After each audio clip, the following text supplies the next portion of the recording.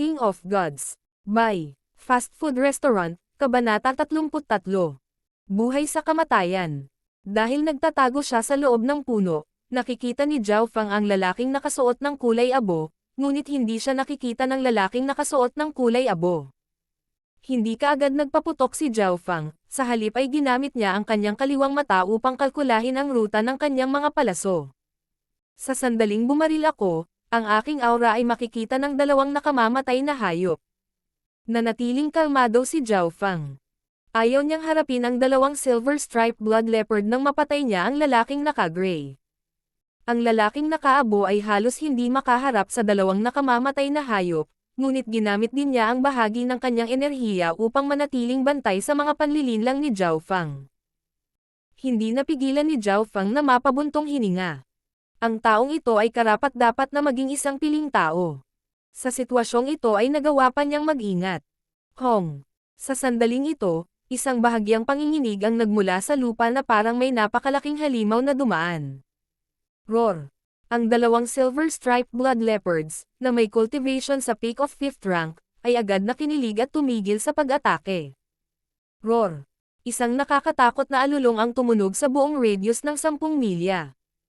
Ang hindi mabilang na mabangis na hayop, at maging ang ilang nakamamatay na hayop, ay nanginig nang marinig ito. Ano yun? Naramdaman ni Zhao Fang ang pagkalampag ng kanyang eardrums. Ang dagandong lang ay naging uneasy na siya. Hindi maganda. Parang may napagtanto ang lalaking nakasuot ng gray at agad na pumuti ang mukha. Ang lalaking naka-gray ay mas alam ang tungkol sa Sky Cloud Forest kaysa kay Zhao Fang. Yan ay, gamit ang kanyang kaliwang mata, nakita ni Zhao Fang ang isang purple-black color na two-winged sword-teeth tiger, 7 hanggang 8 metro ang taas at 10-10 metro ang haba, mukhang isang maliit na bundok. Ang ganitong laki ay nagpang-inig sa isang tao. Sa mga tuntunin ng haba, ang green-headed Tiger King ay magiging isang sanggol kumpara dito. Ang pinaka-nakakatakot na bahagi gayunpaman ay ang pares ng itim na pakpak sa likod ng tigre, na nagpapahintulot nitong lumipad. Hong. Masisira ang mga puno saan man pumunta ang two-winged sword-teeth tiger. Two-winged sword-teeth tiger. Mataas na antas na nakamamatay na hayop. Ang lakas sa paligid ng ika-8 ranggo ng martial path. Nanginginig sa takot ang lalaking nakasuot ng kulay abo. Ang aura ng isang mataas na antas na nakamamatay na hayop ay magpapang-inig sa isang tao bilang paggalang. Walang tigil na nanginginig ang mga binti ni Zhao Fang. Hindi niya makontrol ang kanyang katawan sa ilalim ng nakakatakot na aura. Roar. Isang malakas na dagandong ang nagmula sa two-winged sword-teeth tiger na ngayon ay bumubulusok patungo sa silver-striped blood leopard at sa lalaking kulay abo. Tulungan mo ako. Sinubukan ng lalaking nakaabo na lumaban. Basag. Binuksan ng two-winged sword-teeth tiger ang bibig nito at nilamon ang isang silver-striped blood tiger na buo. Ang eksena ay nagpalamig sa puso ni Zhao Fang. Naramdaman pa ni Zhao Fang na alam ng two-winged sword-teeth tiger ang kanyang pag-giral. Matapos kumain ang two-winged sword-teeth tiger ng silver-striped blood leopard, ang mga mata nitong kulay lilang dugo ay casual na tumingin sa kung saan nagtatago si Zhao Fang. Ano? Naramdaman ni Zhao Fang na nanlamig ang kanyang katawan. Nang ang isang nakamamatay na hayop ay umabot sa mataas na baitang, hindi ito dapat maliitin. Nakakita ka na ba ng tigre na may pakpak na kasing laki ng maliit na bundok? Takbo. Tumakbo ng mabilis. Kung hindi ako tatakbo, wala nang natitirang pagkakataon. Si Zhao Fang ay may pagnanais na mabuhay. Sa ilalim ng nakakatakot na presyon ay ibinuhos ni Zhao Fang ang lahat ng kanyang lakas sa kanyang kaliwang mata. Tinulungan siya ng kaliwang mata na maging mahinahon muli. Naglabas din ito ng Sagetsit ng init na pantay na kumakalat sa buong katawan niya. Naramdaman ni Zhao Fang ang pagbaba ng takot. Takbo. Naging blur ang kanyang katawan habang tumatakbo patungo sa isang patay na sulok. Gayunpaman, naramdaman pa rin ni Zhao Fang ang isang nakamamatay na aura na dumampi sa kanya. Basag. May sumigaw mula sa likuran. Ang iba pang silver-striped blood leopard ay namatay din. Sa isang iglap, napatay ng two-winged sword-teeth tiger ang dalawang nakamamatay na hayop sa pinakamataas na ika-5 ranggo. Ang lalaking naka-gray na lang ang natitira sa paligid. Takbo. Ang lalaking nakasuot ng kulay abo ay tumakbo sa kabilang direksyon sa kawalan ng pag-asa. Ang two-winged sword-teeth tiger ay dahan-daang ngumunguya ng pagkain sa bibig nito bago siya dahan-dahan at masayang hinabol ang lalaking kulay abo. Kahit na ang two-winged sword-teeth tiger ay mabagal, ang distansya sa pagitan ng dalawa ay nagiging mas maikli. Ang lalaking naka-gray ay may mataas na ranggo na kasanayan sa bilis na sinanay niya sa mataas na antas, at sa ilalim ng kawalan ng pag-asa, ang kanyang bilis ay mas mabilis kaysa kay Zhao Feng ng kalahati. Sa kabilang panig, ang bilis ni Zhao Feng ay sumabog din sa pakiramdam ng kawalan ng pag-asa. Mas makinis na ngayon ang kanyang lightly floating fairy. Ang aking paglilinang ay umabot na sa tuktok ng ika-4 na ranggo. Bagamat naramdaman ni Zhao Feng na tumaas ang kanyang cultivation, hindi siya nakakaramdam ng anumang kaligayahan mula rito. Dahil napakalakas ng pakiramdam ng two-winged sword-teeth tiger. Kahit tumakbo ang isa ng 10 milya ang layo ay mahahanap pa rin ang isa. Sa sandaling ito, may sumigaw mula sa likuran. Heavenly Mooncut. Ginamit ng lalaking nakaabo ang kanyang panghuling pag-atake dahil alam niyang mamamatay siya. Ang lakas ng espadang iyon ay umabot na sa pinakamataas na antas. Hindi lamang iyon, ang paglilinang ng lalaki ay lumampas sa ika-6 na ranggo. Shua! Ang talon ng kawalan ng pag-asa, na maaaring pumatay sa halos sinumang cultivator ng ika-6 na ranggo, ay tumama sa katawan ng two-winged sword-teeth tiger. Roar! Ibinuka ng two-winged sword-teeth tiger ang bibig nito at nilamon ang lalaking nakakulay abo at buo ang kanyang mga sandata. Para sa mapangwasak na Heavenly Mooncut na iyon, nag-iwan ito ng kalahating pulgadang marka ng dugo sa two-winged sword-teeth tiger. Para sa isang nilalang na ganoon kalaki, ang ganitong uri ng pag-atake ay walang iba kundi isang kilati. Nang mamatay ang lalaking nakasuot ng kulay abo, naramdaman ni Zhao Feng ang kanyang sarili na nababalot ng kamatayan. Ang susunod na layunin ng two-winged sword-teeth tiger ay siya. Buti na lang may gap pa sa kanila, at unti-unti lang siyang hinahabol ng tigre. Ang two-winged sword-teeth tiger ay kumain din ng ilang mabangis at nakamamatay na hayop habang hinahabol siya nito. Ang orihinal na akala ni Zhao Feng ay dahil puno na ang tigre, hahayaan siya nitong umalis. Gayunpaman, tila pinaglalaroan siya ng two-winged sword-teeth tiger, dahan-dahan ngunit tiyak na humahabol sa likod. Ang bastos na ito. Si Zhao Feng ay nanumpa habang ginagamit niya ang kanyang kaliwang mata upang maghanap ng ruta para mabuhay. Biglang may lumitaw na maliit na sapa sa kanyang kaliwang bahagi. Ito ay humantong sa isang kanyan. Natagpuan ni Zhao Feng na may malalim na kuweba 10 milya papunta sa kanyan. Ang two-winged sword-teeth tiger ay hindi makakasya sa loob ng kuwebang iyon. Hindi nagtagal ay nagbago ng direksyon si Zhao Feng at tumakbo patungo sa sapa. Teng! Teng! Teng! Bahagyang humakbang ang mga paa ni Zhao Feng sa ibabaw ng tubig habang tumatawid siya sa sapa. Nasanay na siya sa lightly floating fairy sa ganoong antas na hindi naman mahirap maglakad sa tubig. Ho! Ho! Ang two-winged sword-teeth tiger ay biglang nagpakpak ng kanyang mga pakpak habang ito ay humahabol kay Zhao Feng. Takbo! Dumiretso si Zhao Feng patungo sa kuweba. Ang tigre ay hindi teknikal na lumilipad na hayop kaya ang bilis nitong lumipad ay hindi mabilis. Dagdag pa sa katotohanang puno ito, hindi ito makakalipad ng ganoon kabilis. Gayunpaman, hinabol pa rin nito si Zhao Feng. Palapit ng palapit ang kuweba. 10 milya, 9 na milya, 8 milya. Nang may natitira pang 1 hanggang 2 milya, nakaramdam si Zhao Feng ng malamig at madilim na aura. Ho! Ang aura ay nagmula sa loob ng kanyan. Siya. Ang kakaibang tunog ay naging sanhi ng panginginig ng puso ni Zhao Feng. Nag-alinlangan din ang tigre sa likod niya. Halata namang nag-iingat din ito. Ho! Mahaba. Biglang, isang malakas na panginginig ang nagmula sa loob ng kanyan. Isang sawa na pula ang dugo, 10-10 metro ang haba, ang lumabas mula sa loob ng kuweba. Ang aura ng sawa na ito ay hindi mas mahina kaysa sa tigre. Nanlamig ang katawan ni Zhao Feng. May sawa sa harap at tigre sa likod. Mas malala pa ito kaysa dati. Sa kabutihang palad, ang atensyon ng sawa ay unang naakit ng two-winged sword-teeth tiger. Magkaharap ang dalawang nilalang. Ang two-winged sword-teeth tiger ay umungal sa himpapawid, na tila nagpapakita ng kanyang pangingibabaw. Sumirit pabalik ang pulang dugong sawa. Ito ang teritoryo nito. Para kay Zhao Fang, ang mahinang ito ay hindi pinansin.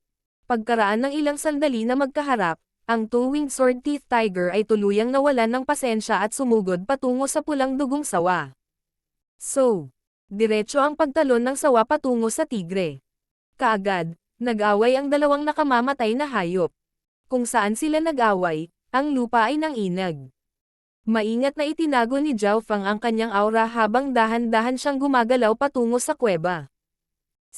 Dagandong. Biglang nagsimulang kumagat ang dalawang halimaw. Ang madugong eksena ay nagpalundag sa puso ni Zhao Fang. Makalipas ang ilang sandali, sa wakas ay lumiit ang mga galaw ng dalawang halimaw. Makalipas ang kalahating oras, nagkaroon ng patay na katahimikan sa loob ng kanyan. Nagpakawala ng mahabang hininga si Zhao Fang habang dahan-dahan siyang gumagalaw patungo sa katawan ng dalawang nakamamatay na hayop. Kinumpirma rin niya na ang dalawang halimaw ay patay sa kanyang kaliwang mata. Napabuntong hininga si Zhao Fang nang makarating siya sa harap ng maliliit na hayop na kasing laki ng bundok. Hindi niya sila maisama pabalik sa Sunfeather City. Biglang nahadjap ng mata niya ang malamig na liwanag. Yumuko si Zhao Fang at naglabas ng isang hubog na talon mula sa bangkay ng tigre. Ang hubog na talon na ito ay ang sandata ng Greyman. Ito ay lubhang matalim. Roar! Nagsimulang humagulgol ang mga nakamamatay na hayop at mababangas na hayop sa malapit. Ginamit ni Zhao Fang ang kanyang kaliwang mata upang i-scan ang lugar at agad na nagulat. Mayroong higit sa 30 hayop sa ika-6 na ranggo ng martial path na papalapit. Hindi maganda. Ang mga bangkay ng dalawang mataas na antas na nakamamatay na hayop na ito ay tiyak na nakaakit ng iba pang mga hayop. Agad na kinuha ni Zhao Fang ang hubog na talon at tumakbo patungo sa kuweba ng pulang dugo na sawa. King of Gods, Kabanata 34. Paglukso at hangganan. Sa pagpasok ni Zhao Fang sa kuweba, agad siyang nakaramdam ng lamig. Habang palalim ng palalim ay lumalalim ang lugar sa loob ng kuweba. May ilang nakamamatay na hayop at mababangas na hayop sa loob ng kuweba, ngunit lahat sila ay mahina. Habang nakikita niya ang mga ito mula sa malayo, ginamit niya ang kanyang pilak na busog upang putulin ang mga ito. Kapag malapit na sila, gagamitin niya ang bago niyang hubog na talam. Ang talam ay madaling makahiwa sa mga nakamamatay na hayop. Hindi nagtagal, lumitaw ang isang pader ng batong pulang dugo at sa ilalim ng pader ng pulang bato, mayroong isang lawa na pulang dugo. Paminsan-minsan, may mga bula na sumusulpot sa ibabaw ng lawa. Hindi alam ni Zhao Fang kung ano ang pulang likido, ngunit naramdaman niya na ang aura nito ay katulad ng sasawa. Halaman ng dugo, Blood Espiritu Grass, Blood Bamboo Rock. 300 taong gulang, 500 taong gulang, 1,000 taong gulang. Tumawa si Zhao Fang habang ang kanyang mga mata ay nakatutok sa pulang bato. Ang ilang mga treasured na gamot ay tumubo sa batong pader at ang pinakamatanda ay umabot sa 1,000 taon. Dahil minsan na kumain si Zhao Fang ng 200 at 300 taong gulang na mapagkukunan, halatang alam niya ang halaga ng mga gamot na ito. Ang isang normal na 500 taong gulang na halaman ng dugo ay nagkakahalaga ng 20,000 o higit pa. Tulad ng para sa mga halaman ng dugo at mga damo ng espiritu ng dugo na higit sa 1,000 taong gulang, walang anumang stock sa Sunfeather City. Halos kalkulado ni Zhao Fang na mayroong humigit kumulang 23 taong gulang na halaman, mahigit 10,500 taong halaman at 1,000 taong gulang na halaman. Ang 500 taong gulang na halaman ay mahusay para sa mga normal na martial artist. Kung tungkol sa mga halaman na may 1,000 taong gulang, bihira pa nga ang mga ito para sa mga cultivator ng ika-6 na ranggo at martial master sa ika-7 na ranggo o mas mataas. Hindi mapigilan ni Zhao Fang ang kanyang kaligayahan. Kapag hindi namatay ang isa, tiyak na swerte ang darating sa iyo. Si Zhao Fang ay nasa isang sitwasyon sa buhay at kamatayan, ngunit nakaligtas siya. At sa kawalan ng pag-asa, napunta siya sa lupaing ito ng swerte. Habang naglalakad si Zhao Fang patungo sa pulang batong pader, hindi niya agad pinulot ang mahahalagang halaman. Nakatuon ang kanyang paningin sa pulang lawa. May ilang patay na balat ng sawa na nakahiga sa tabi ng lawa. Kung tungkol sa likido, umagos ito mula sa pader ng bato. Para lumaki ang pulang batong pader ng gayong mahahalagang materyales, makikita na ang likido ay tiyak na hindi normal. Tumitig si Zhao Feng sa pananabik. Maingat siyang yumoko at hinawakan ang pulang likido. Biglang may tumalon mula sa kaliwang mata niya. Mas maganda pa ang blood red liquid effect kaysa sa body strength N ng powder. Malaki. Ang dugong pulang lawa ay ang pinagmulan kung saan ang batong pader ay nakapagpalago ng gayong mga bihirang mapagkukunan. Plop. Agad na tumalon si Zhao Feng sa lawa. Gulo-gulo. Naramdaman ni Zhao Feng ang mainit at maanghang na enerhiya na pumapasok sa kanyang mga pores. Woo! Hindi napigilan ni Zhao Feng ang sarili na umungol sa sarap. Ang enerhiya mula sa pond na ito ay mas malakas kaysa sa body strengthening powder na binili ko. Si Zhao Feng ay nag-circulate ng air crossing breathing technique at metal wall technique ng sabay. Napakahiwaga ng likidong pula ng dugo. Hindi lamang ito makakatulong na palakasin ang katawan ng isang tao, maaari din itong mapataas ang lakas ng inner ng isang tao. Dumaloy ang oras. Sa tulong ng likido, naramdaman ni Zhao Feng na tumaas ang level ng kanyang air crossing breathing technique at metal wall technique. Gayunpaman, mahigit 70% ng enerhiya ang naabsorb ng kanyang mga buto, dugo, at balat. Makalipas ang halos kalahating araw, naramdaman ni Zhao Feng ang kanyang metal wall technique na sa wakas ay umusad mula sa tuktok ng ikalawang antas hanggang sa ikatlong antas. Sa sandaling iyon, pakiramdam niya ay kasing lakas ng tanso ang kanyang balat at mas matigas pa ang kanyang mga buto. Naabot na ng metal wall technique ang ikatlong antas. Doble ang depensa ko at tumaas ng 150 hanggang 200 kings ang lakas ko. Si Zhao Feng ay lubos na nasisiyahan. Kung ang metal wall technique ay ganap na pinagsama-sama sa ikatlong antas, ang kanyang katawan ay maaaring humarap sa mga espada at talam ng diretso. Matapos maabot ang ikatlong antas ay nagpahinga si Zhao Feng ng ilang oras pa sa pulang likido. Sa sandaling ito, ang kanyang cultivation ay umabot na sa tuktok ng ika-4 na ranggo at ang kanyang inner strength ay papalapit na sa ika-5 ranggo. Sa sitwasyon ng buhay at kamatayan sa Sky Cloud Forest dati, ang kanyang cultivation ay umabot sa peak ng 4th rank. Maging ang lalaking naka-gray ay umabot sa ika-6 na ranggo bago siya namatay. Mukhang ang potensyal ng isang tao ay maaaring mailabas ng pinakamahusay kapag sila ay nasa mga sitwasyon sa buhay at kamatayan. Matapos ganap na pagsamahin ang metal wall technique, tumalon siya mula sa lawa at naglakad patungo sa pasukan ng kuweba. Roar! Kung!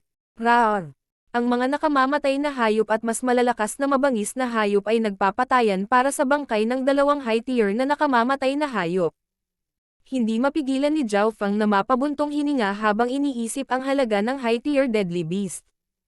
Ang mga ito ay nagkakahalaga ng higit sa 20 beses kaysa sa presyo ng isang mababang antas na nakamamatay na hayop. Ngunit ang mga nakamamatay na hayop at mabangis na hayop na ito ay maaaring kainin ang mga bangkay ng dalawang high-tier na nakamamatay na hayop upang madagdagan ang kanilang sariling lakas. Natakot si Zhao Feng na harapin ang napakaraming hayop, kaya umatras siya pabalik sa lawa. Magsasanay lang ako ng kaunti dito. Humiga si Zhao Feng sa blood pond at nagsimulang magtanim muli. Ang paggamit ng pond na pulang dugo ay lubhang nakatulong. Sa sandaling umalis siya, hindi na siya magkakaroon ng pagkakataong bumalik. Makalipas ang kalahating araw, ang cultivation at inner strength ni Zhao Feng ay parehong napakalapit sa ika-5 ranggo ng martial path. Sa loob ng kanyang kaliwang mata, ang berdeng ningning ay umabot na sa 4 na talampakang siyam. Maaari kong subukang makapasok sa ika-5 ranggo sa lalong madaling panahon. Tumalon si Zhao Feng mula sa pond at nagsimulang magsagawa ng Angry Dragon Fists. Ang Angry Dragon Fists ay nasanay na sa max level. Ngayon, ang lakas ng ilang galaw ay lumampas sa orihinal na limitasyon. Sa ibang pananaw, masasabing isa na itong bagang martial art ngayon. Pakiramdam ni Zhao Feng ay nasusunog siya. Teng! Si Zhao Feng ay pumili ng 500 taong gulang na halaman ng dugo mula sa pulang batong pader. Kapag ang isang normal na martial artist ay umabot sa tuktok ng isang ranggo, hindi sila makakapasok kaagad sa susunod na ranggo. Ito ay dahil nagkaroon ng problemang tinatawag na bottleneck. Ang punto ni Zhao Feng sa paggamit ng halaman ng dugo ay upang buksan ang bottleneck na ito. Ang 500 taong halaman ng dugo ay may mas maraming enerhiya kumpara sa 300 taong gulang na halaman ng dugo. Habang kinakain ito ni Zhao Fang, agad niyang naramdaman ang gulo ng enerhiya sa buong katawan niya. Agad niyang inikat ang air crossing breathing technique para maabsorb ang enerhiya. Makalipas ang isang araw at isang gabi, naramdaman ni Zhao Fang ang paghahalo ng kanyang dugo sa kanyang inner strength. Naramdaman niya ang parami ng mga thread ng inner strength na nabuo. Halos double ang dami ng inner strength ko simula nang makapasok ako sa 5th rank. Halatang nadagdagan na rin ang mga katangian ng aking katawan. Nakikita ni Zhao Fang ang mga pagbabago sa kanyang katawan gamit ang kanyang kaliwang mata. Malapit na, pinagsama niya ang kanyang kaharian at hinigop ang mga labi ng gamot. Pagdaragdag ng inner strength sa kanyang air crossing breathing technique, ang kanyang bilis ay umabot na sa isang bagong antas. Ang kabuuang lakas ni Zhao Fang ay sumailalim sa malalaking pagbabago dahil sa pambihirang tagumpay.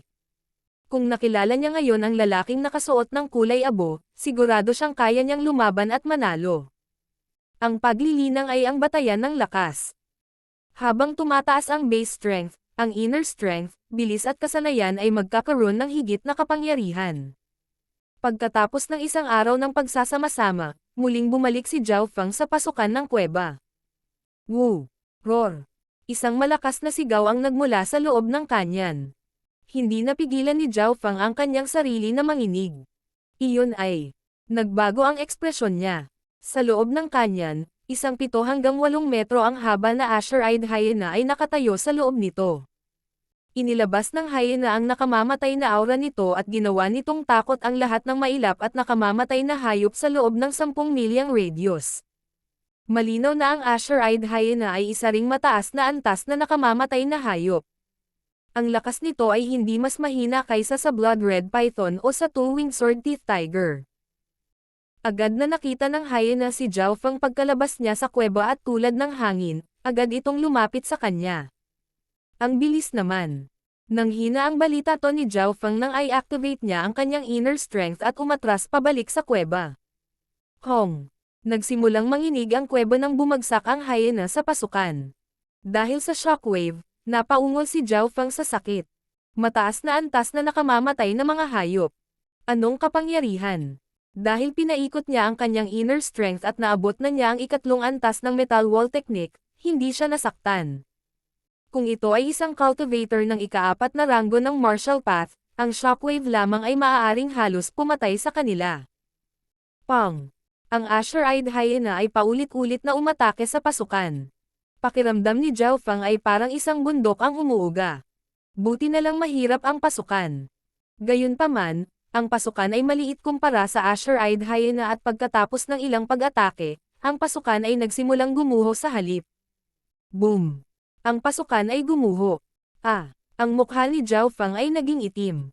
Pagkatapos ng ilang panginginig, ang Azure-eyed hyena ay umalis sa pasukan.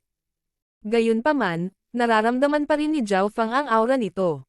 Matapos mamatay ang Blood Red Python, ito na ngayon ang teritoryo ng hyena.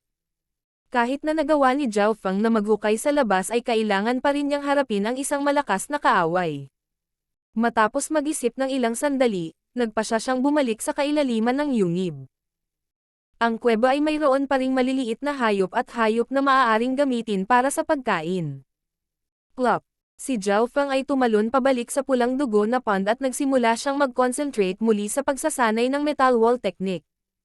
Ang pulang likido ay may malaking benepisyo para sa katawan. Naramdaman ni Zhao Fang na dumaranas ng banayad na pagbabago ang kanyang katawan. Pang! Pang! Pang! Ang pagpintig sa kanyang kaliwang mata ay naglabas ng sajetsit ng init sa kanyang buong katawan, na nagpapataas ng kanyang pagsipsip ng pulang likido. 1 oras. 2 oras. 3 oras. Naramdaman ni Zhao Fang na lalong tumitigas ang kanyang katawan. Kalahating araw.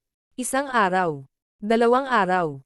Sa wakas, pagkaraan ng 2 araw, naabot ni Zhao Fang ang ika-4 na antas ng metal wall technique. King of Gods, Kabanata 35. Unang simula ng pangunahing paligsahan. Ang unang 3 antas ay ang pundasyon ng metal wall technique. Ang bawat antas pagkatapos nito ay magbibigay sa magsasaka ng napakalaking pagtaas ng kapangyarihan. Sa sandaling ang body martial art na ito ay nasanay sa ikaapat na antas, ang katawan ng cultivator ay kasing tigas ng isang metal na pader at ito ay hindi maarap. Nangangahulugan ito na kayang kontrahin ni Zhao Feng si Xin Fei ng mag-isa gamit ang kanyang katawan at karamihan sa mga cultivator ng ikaapat at ikalimang ranggo ay hindi maaaring makapinsala sa kanya. Ang ikaapat na antas ng metal wall technique ay hindi lamang nagpalakas sa balat, pinalakas din nito ang mga buto sa pamamagitan ng paghubog nito sa loob, na nangangahulugang ang lakas ng magsasaka ay higit na nalampasan ang iba pang kaparehong ranggo. Naramdaman ni Zhao Feng na kitang-kita ang pagbabago sa kanyang katawan. Kung hindi gumagamit ng inner strength, ang bawat galaw at kilos niya ay maglalaman pa rin ng hindi mapigil ang kapangyarihan. Madali kong matalo ang mga cultivator ng ikaapat na ranggo sa pamamagitan lamang ng aking katawan. Kaya kong kontrahin ang ilang ikalimang ranggo. Huminga ng malalim si Zhao Feng at pinagmasdan ang kanyang katawan. Sa sandaling ito, sa wakas ay natanto ni Zhao Feng ang kadakilaan ng isang body martial skill. Kung una niyang sinanay ang metal wall technique hanggang sa ikaapat na antas, hindi siya mahihirapang labanan ang tatlong assassin. Teng! Tumalon si Zhao Feng mula sa lawa at pinagsama ang kanyang pundasyon. Pagkatapos, gumapang siya patungo sa pasukan. Ang pasukan ay ganap na nakaharang ng mga nahulog na bato. Gayunpaman, nakikita pa rin ni Zhao Feng ang tanawin sa labas sa mga puwang. Hindi pa rin umaalis. Nagtaas ng kilay si Zhao Feng. Ang Asher-eyed hyena ay nakahiga sa loob ng kanyan, natutulog. Hindi nang ahas si Zhao Feng na gumawa ng anumang kaina-hinalang galaw. Ang ginawa lang niya ay itabi ang ilan sa maliliit na bato. Woo! Sa sandaling ito, ang Asher-eyed hyena ay napaungol. Pakiramdam ni Zhao Feng ay walang magawa nang bumalik siya sa kuweba. Bilang isang mataas na antas na nakamamatay na hayop, ang Asher-eyed hyena ay may matinding pakiramdam. Ang pagsusumikap na bulaanan ito ay hindi madali. Mayroon pang 2 araw bago magsimula ang pangunahing paligsahan. Bahagyang lumala si Zhao Feng habang nakababad siya sa loob ng lawa. Hindi siya makalusot ng pilit. Ang lakas ng Asher-eyed hyena ay nasa ika-8 ranggo ng martial path. Ang sinumang magsasaka sa ilalim ng ika-7 ranggo ay agad na papatayin. Ang bawat 3 ranggo ay isang malaking pagkakaiba. Halimbawa, ang isang magsasaka sa tuktok ng ika-6 na ranggo ay madaling matatalo sa isang magsasaka na umabot sa ika-7 ranggo, sa ilalim ng parehong mga kalagayan. Ang hyena ay isang martial master dahil umabot na ito sa ika-8 ranggo. Kahit na ang ilan sa mga matatanda ng sekta ay hindi ito matalo. Nagpasya si Zhao Feng na kung hindi siya makalabas, dapat na lang niyang linangin. Nakahiga sa pond muli niyang pinaikot ang air crossing breathing technique at metal wall technique. Bagamat malaki pa rin ang naitulong ng pulang likido sa metal wall technique, mas mabagal na ngayon ang pagtaas kaysa dati. 2 araw ang lumipas sa isang iglap. Ang metal wall technique ni Zhao Feng ay muling tumaas, kahit na hindi ito umabot sa ika-5 antas. Sa buong panahong iyon, kumain siya ng 500 taong gulang na halaman ng dugo at isang 500 taong gulang na batong kawayan ng dugo. Pagkatapos ay kumain si Zhao Feng ng isang blood spirit grass at naramdaman ang kanyang inner strength na nagdalisay sa mas mataas na kalidad. Sa tulong ng halaman ng dugo at ng pulang lawa, ang antas ng kanyang lakas sa panloob ay umabot sa tuktok ng ika-5 ranggo, hindi ito mas mahina kaysa kay Zhao Han. Ang paggamit ng blood bamboo rock ay mas nakakatulong. Nakatulong ito sa paglabas ng lason sa katawan ng isang tao. Ang pagkakaroon ng paggamit ng napakaraming mga mapagkukunang yaman, mayroong ilang lason sa loob ng kanyang katawan at nagkaroon siya ng ilang maliliit na pinsala sa loob. Ngunit matapos gamitin ang blood bamboo shoot, naramdaman niyang naglabas siya ng makapal na itim na likido ng maraming beses, na nakatulong sa kanya na maalis ang lason at naramdaman niyang gumaling ang panloob ng mga pinsala. Sa sandaling ito, ang inner strength ni Zhao Feng ay nasa peak ng 5th rank at ang kanyang cultivation ay nagsasara na rin sa peak 5th rank. Ang kanyang metal wall technique ay halos nasa tuktok ng ika-4 na antas. Pero hindi man lang siya nakaramdam ng saya. Ngayon ang simula ng pangunahing paligsahan. Malungkot na umiling si Zhao Feng. Nakakulong pa rin siya sa loob ng kuweba at hindi siya makalabas. Parehong oras. Sa Sun Feather City, sa sekta ng Zhao. Ang lahat ng mga elite na panloob na disipulo ay nagpakita.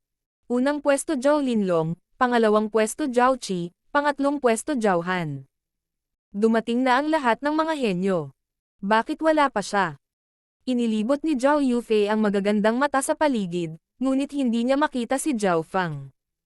Sa wakas ay naabot na ni Zhao Fang ang ika-4 na ranggo ng martial path pagkatapos ng kalahating buwan. Kasama dito ang tulong ng air crossing breathing technique at mahalagang mga mapagkukunan. Sa entablado, mayroong 50 upuan na nakaayos sa 5 hanay. Sa mga upuan ay nakaupo ang 50 panloob na alagad. Ang 50 upuan ay kumakatawan sa 50 bahagi ng panloob na mga alagad. Ang unang 3 may-ari ng upuan ay ang nangungunang 3 disipulo ng sekta ng Zhao. Lahat sila ay umabot man lang sa ika-5 ranggo ng martial path. Sa pagtingin sa kanilang mga aura, makikita na sina Zhao Qi at Zhao Han ay parehong nakarating kamakailan sa ika-5 ranggo. Para sa numero 1 mga disipulo na si Zhao Linlong, hindi pa niya idinilat ang kanyang mga mata sa simula pa lang, na naging mas misteryoso sa kanya. Hindi niya idinilat ang kanyang mga mata para manood ng anumang laban.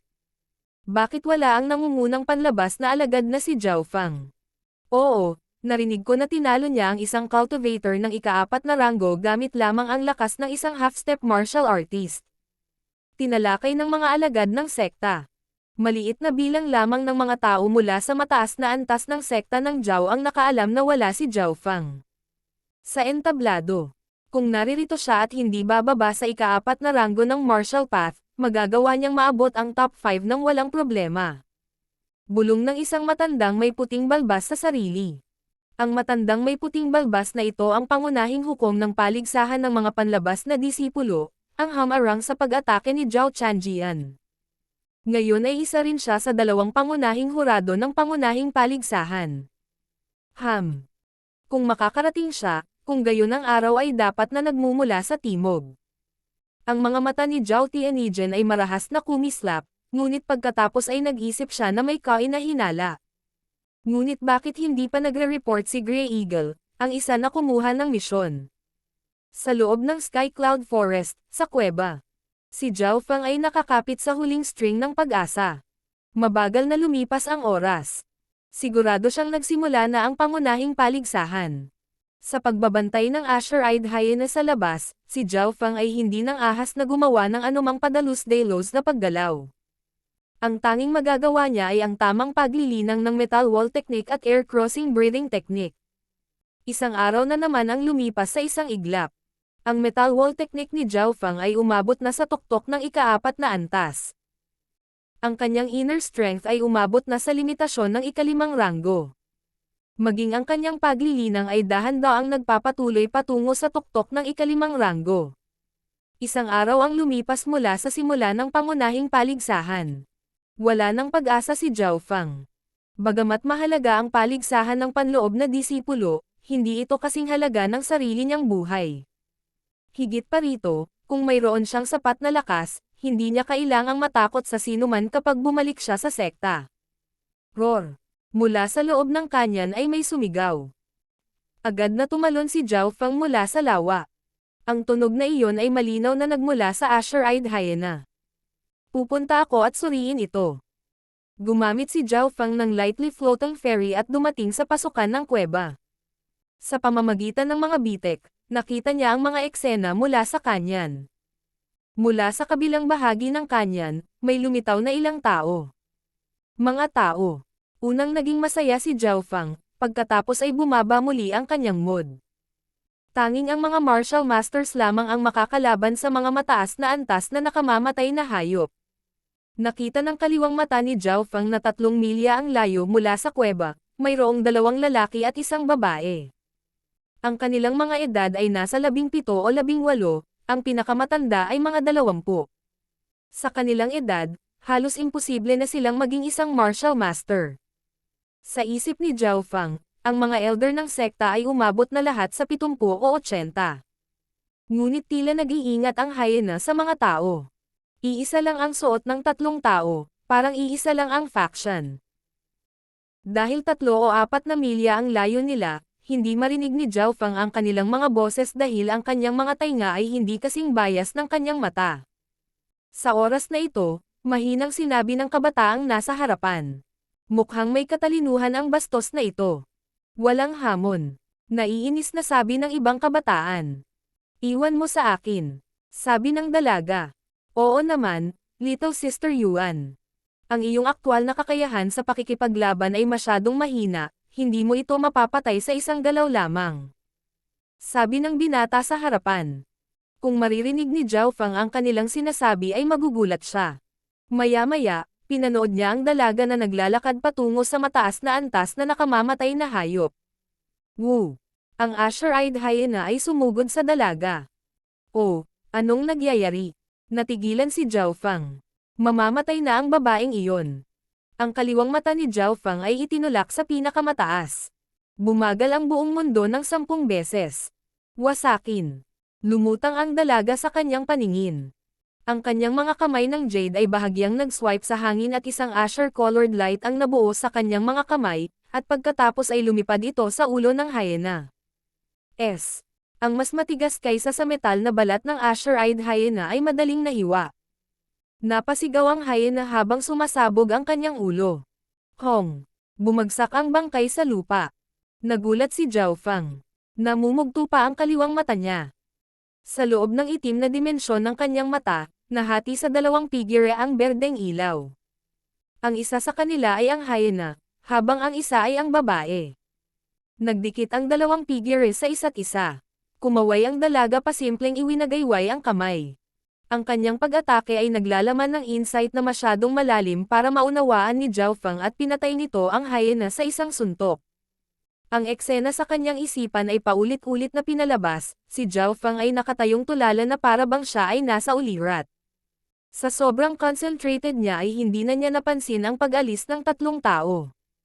Little Sister Yuan, bagamat mahina ang kalaban mo, hindi naman masama ang kapangyarihan ng hakbang na iyon.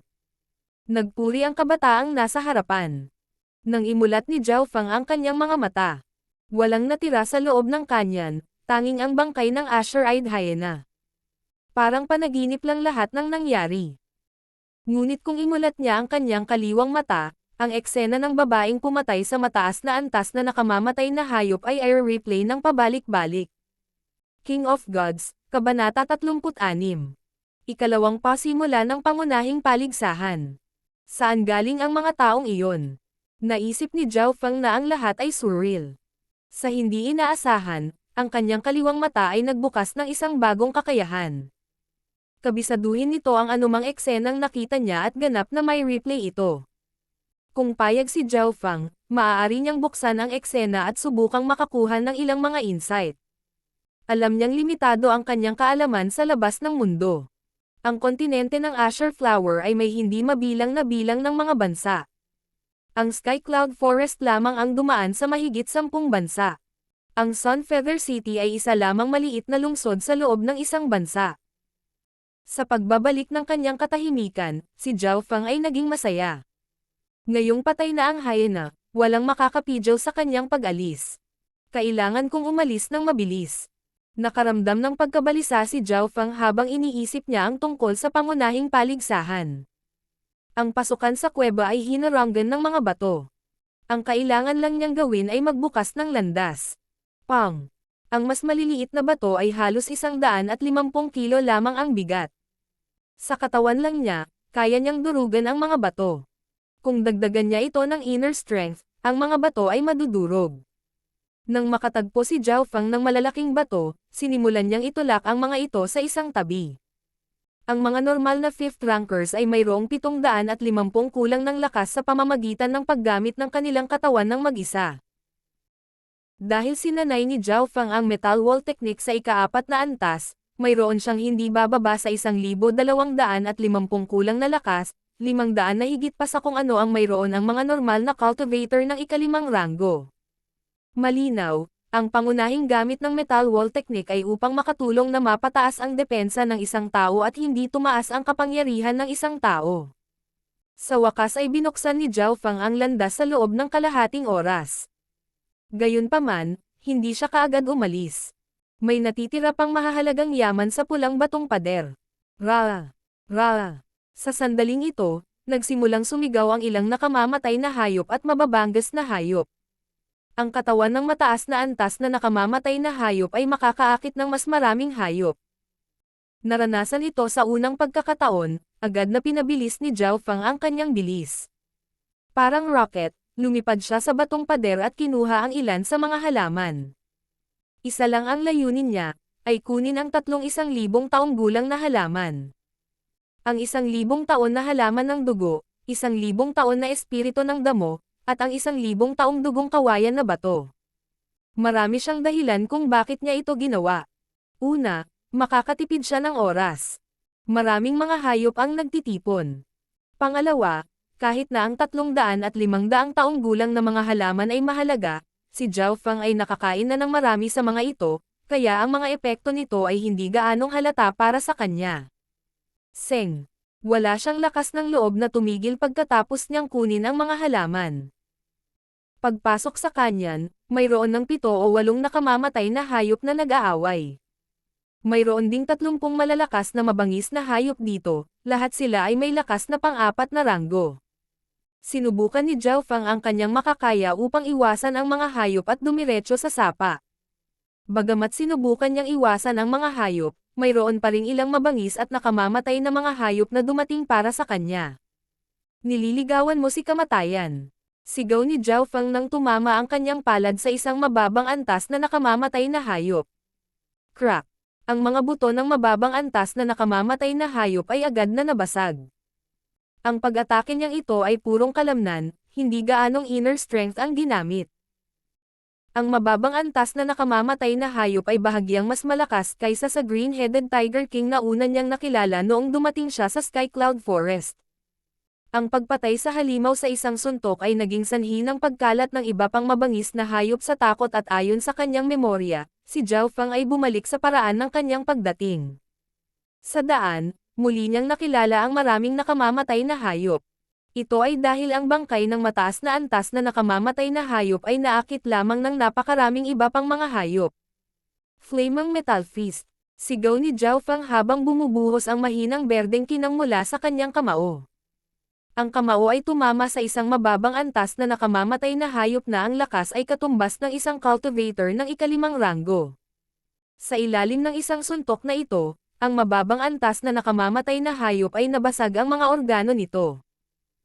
Sa paggamit ng Blood Spirit Grass, Blood Red Pond, ang kanyang inner strength ay mas malakas kaysa sa inner strength ng iba. Kapag ganap niyang na-circulate ang air crossing breathing technique, maaari niyang agad na mapatay ang isang cultivator na may parehong ranggo. Makalipas ang isang oras, sa wakas ay narating ni Zhao Fang ang mga panlabas na gilid ng Sky Cloud Forest at nagmamadaling bumalik patungo sa Sunfeather City.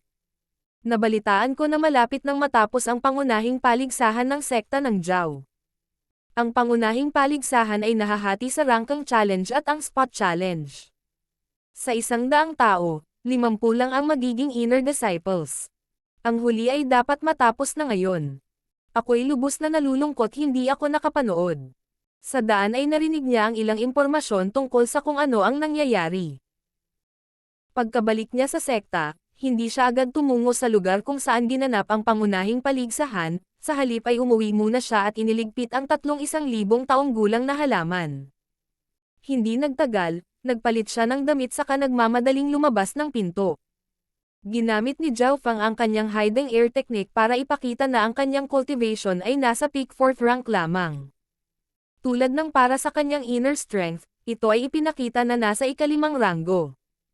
Ito ang pinakamahusay na magagawa ko. Hindi nagtagal ay dumating si Zhao Fang sa lugar gamit ang lightly floating ferry. Sa sandaling ito, tila nasa ika-2 yugto ang paligsahan.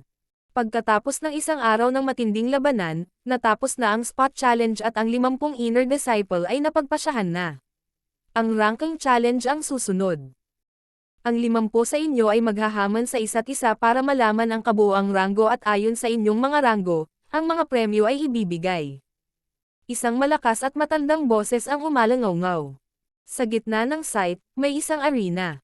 Sa tapat ng arena, may stage. Mayroong 50 upuan sa entablado at sa bawat upuan ay nakaupo ang isang tao, na kumakatawan sa isang panloob na disipulo. Ang unang round na spot challenge ay nanghamanin ng 50 outer disciples ang 50 inner disciple, upang subukang makakuha ng pwesto sa panloob na alagad. Nag-scan si Zhao Feng at nalaman na mula sa mga panlabas na disipulo, sina Zhao Yufei, Zhao Yu at Zhao Guang ay lahat ay umabot sa top 50. Gayunpaman, ang kanilang mga ranggo ay nasa huling 10. Si Zhao Yufei lang ang nakaabot sa top 20. Malinaw, ito ay ang spot challenge na ranggo, at hindi ang tunay na ranggo. Huli pa rin akong dumating. Ginamit ni Zhao Feng ang kanyang identity card at dumaan sa checkpoint. Si Zhao Feng. Siya iyon, ang nangungunang panlabas na disipulo. Agad na nakuha ni Zhao Feng ang atensyon ng mga tao. Judge, pwede pa ba akong sumali? Sabi ni Zhao Feng habang siya ay huminga. Kahit sino ka pa, hindi ka makakasali dahil tapos na ang unang round ng paligsahan. Sabi ng judge. Hindi niya akalain na kailangan ni Zhao Feng ng espesyal na atensyon. Siya yon. Nagliwanag ang mga mata ng pangunahing hukom na may puting balbas. Siya ang pangunahing judge ng Outer Disciples Contest at nakita niya si Zhao Feng na dominahin ito.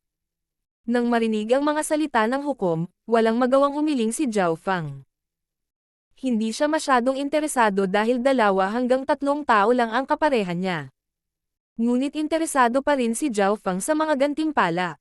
Kung maabot ng isa ang nangungunang 3, maaari silang pumunta sa martial arts library at pumili ng pinakamataas na ranggo na kasanayan. Maghintay. Ang boses ay nanggaling sa pangunahing hukom. Pangunahing hukom. Anong ibig mong sabihin? Nag-aalinlangan ang hukom na nag-oorganisa. Madaling nang ibabaw ang batang ito sa Outer Disciples Contest at nauna. Ang kanyang pag-unawa at potensyal ay hindi nasusukat. Sa tingin ko mabibigyan natin siya ng pagkakataon. Sabi ng matandang may puting balbas. Tumingin si Zhao Feng nang may pasasalamat sa kanya. Siya ay tinulungan siya ng higit sa 1 beses. Tutol ako. Isang malamig na boses ang narinig mula sa kabilang sulok. Ang tao ay si Zhao Chanjian. Bawat bansa ay may kanya-kanyang mga patakaran. Paano mababago ang mga patakaran para sa isang tao? Kung sila ay dumating ng huli para sa pangunahing paligsahan, kung gayon ay malinaw na hindi niya pinapansin ang mga patakaran. Matuwid na sabi ni Zhao Chanjian. Nakaramdam ng sakit si Zhao Feng. Nahuli siya dahil nagpadala si Zhao Chanjian ng mga asasin pagkatapos niya. Ngayon, pinipigilan siya ni Zhao Chanjian na makapasok sa tournament. Tama ka. Tama si Zhao Chanjian. Hindi natin pwedeng hayaang magustuhan siya ng mga tao sa likod ng pinto. Hihihi, makakapaghintay ang batang ito sa susunod na paligsahan makalipas ang 3 taon. Maraming tao ang tuwang-tuwa kay Zhao Feng. Nagsimulang mag-usap ang mga matataas na sekta ng Zhao sa kanilang mga sarili. Napakahalaga ng paligsahan sa taong ito. Hindi lamang ilan sa mga matatanda ang dumating kahit ang pinuno ng sekta na si Zhao Tiankang ay narito. Iba ang kanilang pananaw kumpara sa iba. Mas gugustuhin nilang magpalaki ng mas maraming henyo kaysa sa pag-aalaga sa mga patakaran. Ano ang iniisip ng 2 pangunahing hukom? Walang ekspresyong sinabi ng pinuno ng sekta na si Zhao Tiankang. Mayroong 3 tao na may pinakamaraming kapangyarihan sa pangunahing paligsahan. Ang pinuno ng sekta at ang 2 pangunahing hukom. Sinusuportahan ko si Zhao Feng. Mas maganda sa sekta kung marami tayong henyo. Sabi ng pangunahing hukom na may puting balbas. Agad na napalingon ang lahat ng mga tao sa isa pang pangunahing hukom. Ang isa pang hukom ay isang matanda na nakasuot ng puting damit. Nakita ni Zhao Feng na pamilyar ang taong ito. Agad niyang napagtanto na ang taong ito ang nagbabantay sa martial arts library noong nakaraan. Nakita rin ng matandang nakasuot ng puting damit si Zhao Feng at malalim na sinabi. Sinusuportahan ko rin si Zhao Feng. Nagkagulo ang karamihan. Parehong nagpasya ang mga pangunahing hukom na suportahan si Zhao Feng. 2 sa 3 tao na may pinakamalaking kapangyarihan dito ang nagpasya na tulungan si Zhao Feng. Maging ang pinuno ng sekta ay wala nang magagawa tungkol dito ngayon. Paano ito nangyari? Naging berde ang mukha ni Zhao Tianijin.